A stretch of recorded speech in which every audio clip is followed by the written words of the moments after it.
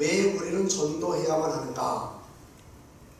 성경적으로 살펴보니까 결국 하나님 아버지의 마음은요, 영혼권 전도입니다.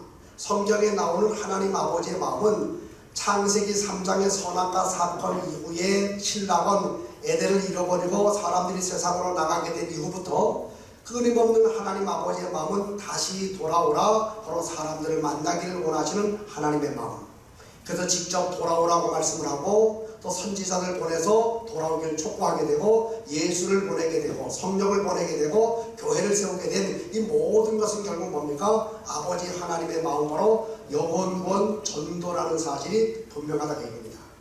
그래서 우리 한번 보십시오. 하나님의 마음, 하나님의 채널은 영혼권 전도인데 제가 제천 동부교회에서 한 4년 반 부목사 생활을 하다가 이제 같은 지방에 있는 청풍교회라고 하는 곳에 이제 목회를 나가게 되었는데, 그때 제가 청풍교회 목회를 이렇게 나가면서 마음속으로 하나님 앞에 기도를 했습니다. 하나님, 제가 이제 부목사 생활 마치고 다시 담임 목회를 하게 되는데, 제가 하나님 마음을 정말 시원하게 해드리는 목회를 하고 싶은데 어떻게 하는 게 좋겠습니까? 라고 물었을 때 주님이 제게 해주셨던 말씀이 바로 이 디모데전서 2장 4절의 말씀입니다.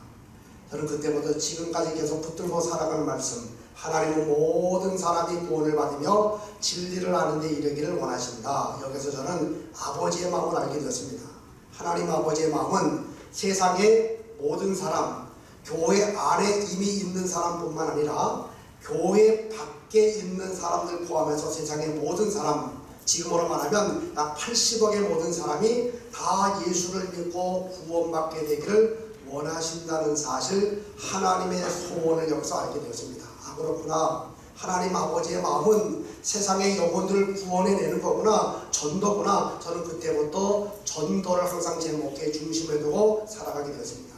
우리 예수님이 이 세상에 오셔서 당신이 오신 목적을 분명히 말씀하셨죠. 인자가 온 것은 잃어버린 자를 찾아 구원하려 합니다 라고 말씀했습니다. 당신이 오신 목적은 잃어버린 영혼들, 죽어가는 영혼들, 지옥 갈 영혼들을 찾아서 구원하기 위해서 이 세상에 오셨다라고 말씀을 했습니다. 제가 탕자의 이야기를 이렇게 읽다가 이런 한번 의문이 들었죠. 둘째 아들이 집을 나가게 되었을 때에 그 탕자의 아버지, 우리가 하나님으로 이해할 수 있는 탕자의 아버지는 그냥 아들이 돌아오기만을 눈이 빠지라고 기다릴 뿐 마음속에 든 의문은 왜 직접 찾아 나서지 않았을까? 기다리지 말고 찾아 나서면 얼마든지 데리고 올 수 있었을 텐데 그 궁금증은 금방 풀렸습니다. 왜냐하면 그 아버지 하나님은 결국 두 가지 속성을 가지고 있지 않습니까? 바로 죄에 대해서 단호하신 공의의 하나님, 그렇지만 그 죄를 용서해놓고 기다리고 계시는 자비의 사랑의 하나님, 바로 기다리시는 아버지, 바로 사랑의 아버지, 바로 죄와 타협하지 않는 그 아버지, 공의의 하나님. 그래서 기다리고 있죠. 그렇다면 그런 아버지의 모습을 알고 있는 그 집에 있었던 큰아들은 왜 가만히 있었을까? 정말로 불효자였구나 라는 생각이 들었고, 정말로 동생을 사랑하는 마음이 없었구나 라고는 마음이 들었습니다. 형이 정말 아버지의 마음을 알고 있었더라면, 그 형이 정말 동생을 사랑했었더라면 만사를 제쳐두고 뛰쳐나가가지고 동생을 찾아왔어야 되는데 형은 결코 찾아 나서지 않았습니다. 그러면서 대비되는 그런 한 사건이 있죠. 로마서를 보게 되면 예수님을 가리켜서 하나님의 맏아들이라고 이야기합니다. 하나님의 맏이. 그럼 우리는 뭡니까? 예수님의 동생이죠. 여러분, 하나님의 탕자와 같은 우리가 세상으로 허랑방탕 뛰쳐나가게 되었을 때 우리의 형 예수는 하늘의 보좌를 버리고 이 세상 가운데 와서 우리를 찾아서 하나님께로 인도하는 다리 역할을 했습니다. 탕자의 형과 우리의 형, 탕자의 형, 바로 예수님은 너무 큰 차이가 있습니다.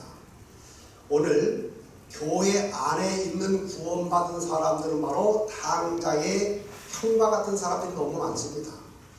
하나님 아버지의 소원은 바로 집 나간 아들 다시 돌아오게 되기를, 잃어버린 자를 찾아 구원하는 것이 바로 하나님 아버지의 마음인데, 그걸 알면서 불구하고 그냥 교회 안에서 내 신앙만 지키면 된다, 나만 구원받았으니까 이런 마음을 가지고 전도하지 않는 성도가 있다면 바로 그 사람이 이 누가복음 15장에 나오는 탕자의 형의 모습이 아닐까. 또 한편 이런 생각도 들었죠. 탕자가 돌아왔는데 끝까지 집에 있었을까, 아니면 언젠가 또 뛰쳐나갔을까. 한 가지입니다. 형 하기 나름 아니겠습니까? 그 형이 그를 따뜻하게 맞아주고 자기 정말 동생으로 인정하고 그랬었다면 그 동생은 계속 남아있었겠지만, 역시 똑같은 배타성의 마음을 가지고 동생을 대했더라면 동생은 결국 또 나갔을 겁니다. 형이 참 중요합니다. 이미 구원받은 우리의 모습이 너무 중요하다고 얘기죠. 우리는 아버지 마음을 정말 알고 있다면 세상에 죽어가는 영혼을 찾아 나서는 바로 이 전도자의 삶을 살아야 되고, 정말 아버지의 마음을 알고 있다면 새로 들어온 새 가족들을 그리스도의 사람으로 품어낼 수 있는 그런 사람들이 되어야 되는 것이죠. 결국 아버지의 마음은 결국 한 가지죠. 가서 데려와라 얘기입니다. 교회 안에만 머무르지 말고, 안락한 말고 잊지 말고 바로 세상으로 가서 바로 데려와라. 이게 하나님 아버지의 마음입니다. 그래서 우리 예수님은요, 당신이 세상에 온 목적을 명확하게 분명하게 말씀을 했는데, 바로 이 여기 보면 마가복음 1장 38절 39절에 보니까 내가 전도하기 위해서 이 세상에 왔다라고 말씀을 했습니다. 예수님은 애둘러서 그냥 추상적으로 그냥 잘 알아듣지 못할 그런 말로 말하지 않고 너무나도 구체적으로 분명하게 당신이 오신 목적을 말씀을 했습니다. 나는 잃어버린 영혼을 찾아 구원하기 위해서, 전도하기 위해서 이 세상에 왔다라고 말씀을 했고, 그렇게 말씀만 하시지 않고 직접 나가서 전도자의 삶을 살아내시는 그 모습을 보여주고 있습니다. 그러면서 예수님은 제자들을 세우셨는데, 12제자를 세웠는데 그 목적이 뭡니까? 12를 세우신 목적은 바로 보내사 전도하기 위해서 결국 12제자 훈련을 시켰던 겁니다. 오늘날 교회 안에서 많은 교회들이 제자 훈련을 하지 않습니까? 저희 교회도 제자 훈련을 합니다. 제자 훈련이 교회 안에서만 머무른 제자 훈련으로 끝이 나게 되면 오히려 얻는 것보다 잃어버리는 게 더 많습니다. 머리를 자꾸 키워지게 되고 지식의 양만 자꾸 키워지다 보니까 결국 목회자의 설교에 대해서도 이야기하고 등등 자기를 그냥 높이려고 하게 되고, 결국 제자 훈련의 최종적인 목적은 바로 전도자로 만드는 이게 될 때에 그 제자는 정말 신실한 제자가 될 수가 있는 거죠. 예수님도 12제자를 세우시고 또 그들과 같이 동고동락하면서 함께 있었던 목적은 결국 그들을 세상에 내보내어서 전도자로 세우기 위해서. 그러므로 우리의 제자 훈련을 한번 돌아봐야 됩니다. 많은 교회들이 지금 제자 훈련을 하고 있는데, 말 그대로 교회 안에서의 제자로만 만들게 되면요, 얻는 것도 있죠, 물론. 그렇지만 잃어버리는 것이 더 많다라고 하는 사실, 결국 제자로 세운 목적도 영혼권 전도라고 하는 사실입니다. 주님이 세 가지 사역을 감당하지 않습니까? 하늘나라를 선포하시고, 또 무지한 자 가르쳐 주시고, 병든 자 치유하시고, 3대의 사역을 행하시게 되는데, 결국 그것도 한 가지 목적 때문에 행했죠. 영혼권 전도 때문에 그를 행하셨습니다. 십자가를 진 목적도 우리의 영혼을 구원하기 위해서, 부활하신 목적도 바로 우리의 영혼을 구원하기 위해서 40일 동안 세상에 계셨습니다. 뭘 하셨습니까? 당신의 부활을 확증시킨 다음에 바로 영혼권 전도 증인을 말씀하셨죠. 우리는 여기에서 예수님의 모든 생에 오신 목적도 영혼권 전도고, 행하신 3년의 공생에도 영혼권 전도고, 그리고 당신이 이 세상을 떠날 때 마지막으로 주셨던 유언과도 같았던 말씀도 한번 살펴봅니다. 마태복음 28장을 보게 되면 너희는 가서입니다. 감람원이라는 산에서 500의 형제가 이렇게 모여있죠. 이제 마지막 말씀을 하시고 승천을 하시게 되는데, 영적으로야 앞으로 계속 교통하겠지만 육체적으로 완전히 분리가 되는 그 소중한 순간에 우리 주님이 마지막 남긴 말씀, 바로 마태복음 28장 19절 20절, 그 주님의 말씀은 너희는 가서입니다. 저라면 얘들아, 내가 떠났다고 너희들 예배생활 게을리하면 안 된다. 오늘날로 말하게 되면 나 없어도 주일날 교회 와야 돼, 금요일도 와야 돼, 새벽도 와야 돼, 수요일도 와야 돼, 자주 와야 돼, 영어로 말하면 come 이런 얘기 했을 것 같은데, 주님의 마지막 말씀은 컴이 아닙니다. 너희는 고 가서입니다. 여기 가서라고 하는 말이 포리오텐테스라고 하는 말인데 영어 성경에 보니까 컴이 아니고 고입니다. 우리 주님이 유언과도 같은 위대한 명령 마지막 말씀으로 너희는 세상으로 가서입니다. 저는 목회하면서 그 부모의 성을 참 많이 썩혔던 이른바 탕자와도 같았던 그 사람이 그 부모의 마지막 임종 앞에서 그 부모가 마지막으로 했던 유언의 그 이야기를 듣고요, 삶이 변화가 되는 모습을 봤습니다. 그동안은 부모의 마음을 아프게 했고 그냥 엉터리 같은 삶을 살아왔지만 그 부모의 마지막 유언만큼은 지키겠다고, 그래서 그 마지막 유언을 듣고 삶이 바뀌어진 그 케이스를 많이 봤습니다.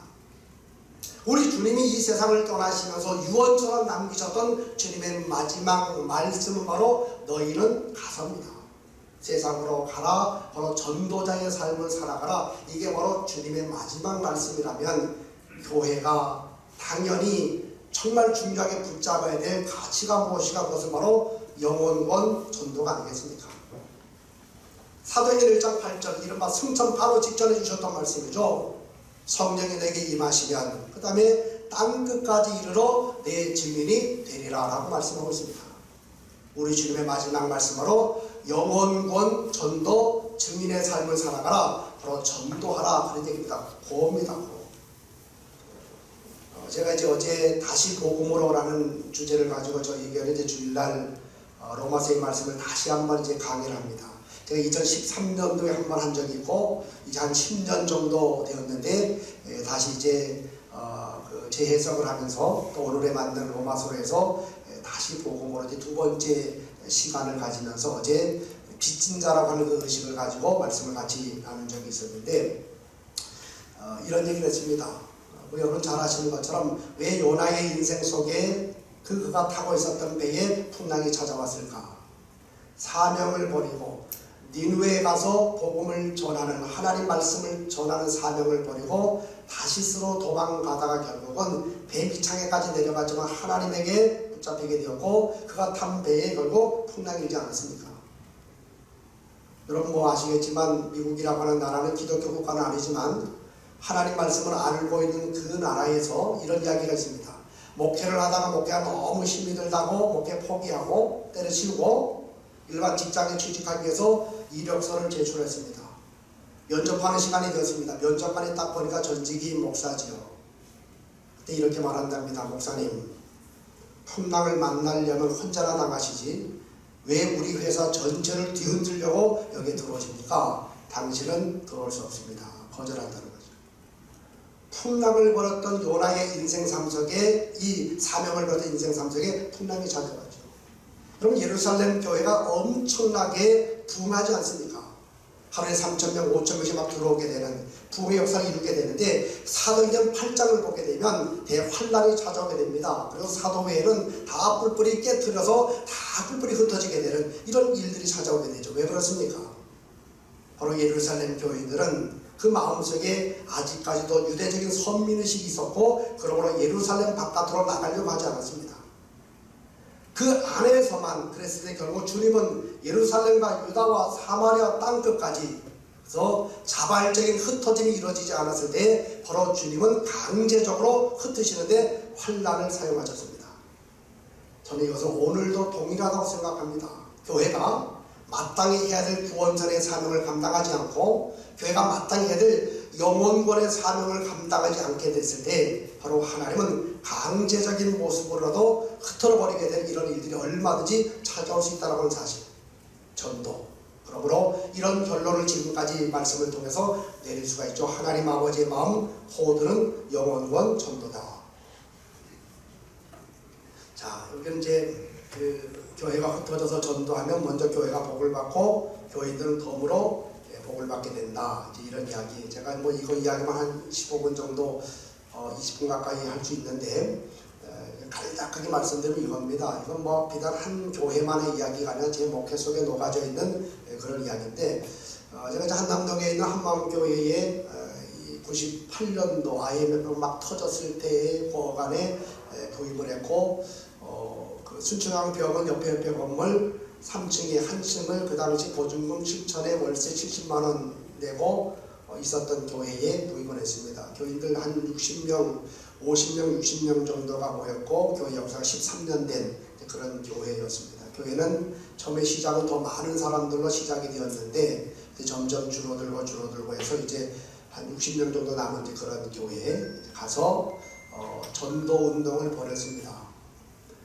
밑에는 꿍따리 노래방이라고 노래방에 있었던 아주 열악한 환경 속에 있었지만 또 상가 밀집 지역이었기 때문에 사람들이 이렇게 많이 살지 않는 지역이었지만 열심히 전도한 결과 4년이 지나게 되었을 때 지상 5층, 지하 1층, 6층짜리 건물을 구입하게 되고 또 교회는 250에서 300명까지 늘어나게 된 그런 교회가 되었는데 그때 이제 물론 지금 천국 가셨지만 그때 장로님 한 분 계셨는데 그분이 제게 하셨던 말씀이 바로 이겁니다. 목사님 우리 교회가 교인들이 흩어져서 전도했더니 교회가 이렇게 복을 받지 않았습니까? 근데 교회만 복을 받은 것이 아니고 교회를 이루고 있는 성도들도 어마어마하게 복을 받았다고 교인들 가정들을 쭉 이야기하면서 그렇습니다. 이게 하나님 아버지와 방향이 맞기 때문에 그렇죠. 지금 많은 사람들이 시계를 봅니다. 시계. 왜 그럴까요? 빨리 가기 위해서. 또 빨리 가서 성공하기 위해서. 사실 시계보다 더 중요한 것은 나침반입니다. 방향이 올바른가 이게 더 중요한데 수많은 사람들이 나침반을 보지 않고 시계를 잡고 봅니다. 스피드보다 더 중요한 것은요 디렉션 방향이라고 말이 있지 않습니까? 얼마나 열심을 해서 빨리 달려가느냐 이거보다 더 중요한 것은요 하나님과 코드가 맞느냐 하나님과 방향이 맞느냐 이게 더 중요한 겁니다. 하나님의 방향은 창세기에서 요한계시록까지 흐르고 있는 하나님 아버지의 마음은 영혼권 전도입니다. 그렇기 때문에 교회든 성도든 바로 영혼권에 포커스를 맞추게 되고 그쪽으로 가게 되면 하나님과 코드가 맞기 때문에 귀한 일들, 좋은 일들이 생겨지게 되지만 반대 방향으로 열심히 달려가면 다시 달려간 만큼 돌아와야 되기 때문에 얼마나 피곤하게 신앙생활을 하는지 모릅니다. 교인들은 덤으로 복을 받게 된다. 저는 이 부분들에 대한 간증이 너무 많고 또 이 얘기를 할 적마다 교인들이 은혜를 받습니다. 도전을 받습니다. 아 그렇구나. 내가 이런 봉사 헌신 다 중요하지만 전도의 가치를 놓쳐서는 안 되겠구나. 전도할 때 이러이러한 복이 생기는구나. 전도하면 정말 좋은 복이 너무 많이 생깁니다. 아까 말씀드린 것처럼 전도 열심히 하는 사람들은요 웬만한 시험거리로 여기지도 않습니다. 사탄 마귀와 영적 싸움을 심히 하는 사람이기 때문에 웬만한 혈과 육의 싸움은 시험거리 여기지도 않죠. 그 신앙이 얼마나 단단해지는지 모릅니다. 세상의 세파 앞에서도 흔들리지 않습니다. 코로나19를 겪으면서도 흔들리지 않습니다. 성숙한 신앙의 표시는 결국 전도죠. 바로 나는 성숙한 신앙의 사람인가 그 얘기는 결국 나는 전도하는 사람인가 여기서 대답을